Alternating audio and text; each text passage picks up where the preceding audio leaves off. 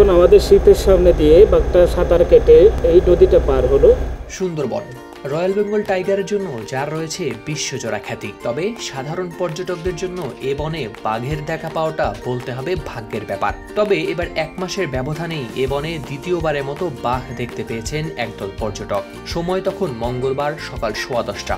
সুন্দরবনের শরণখোলা রেঞ্জের বড় কটকা খালে এমনই এক মুহূর্তের সাক্ষী হয়েছেন পর্যটকবাহী জলযান দিসেইলের পর্যটকরা। দিসেইল বঙ্গোপসাগর সংলগ্ন সুন্দরবনের এই খাল দিয়ে যাওয়ার সময় আচমকা পাশের জঙ্গল থেকে বেরিয়ে বাঘটিও পার হচ্ছিল ওই খাল। পার হয়ে বাঘটি চলে যায় বনের গহীনে। বসুন্ধরা ডায়াপেন্ট এখন আরো উন্নত। এই hot air through top sheet দ্রুত শোষণ করে সোনামণিকে দেয় কোমল অনুভূতি। সুন্দরবনের অভ্যন্তরে বাঘ দেখার ওই মুহূর্ত উচ্ছ্বাস আর উত্তেজনায় কেটেছে জাহাজের পর্যটক ও কর্মীদের। তারা যে যার মতো করে ছবি তোলেন এবং ভিডিও ধারণ করেন ওই মুহূর্তের।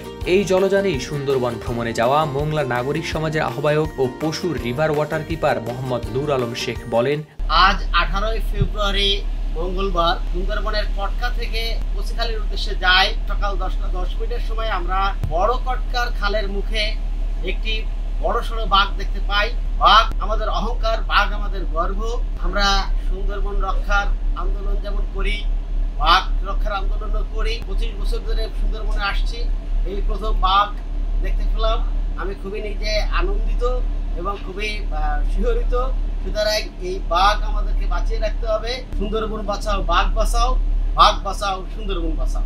এর আগে গত 19 জানুয়ারি সুন্দরবনের কটকা অভয়ারণ্যের বেতমোর এলাকার নদীর পাশে একই জায়গায় 3টি বাঘের দেখা পান পর্যটকবাহী জলযান এমভি আলাস্কার একদল পর্যটক। সে সময় একটি বাঘকে অপর 2টি বাঘ আক্রমণ করে প্রথমে নদীতে ফেলে দেয়। সে সময়কার বাঘের বেশ কিছু ছবি ভিডিও ভাইরাল হয় সামাজিক যোগাযোগ মাধ্যমে। News desk RTV।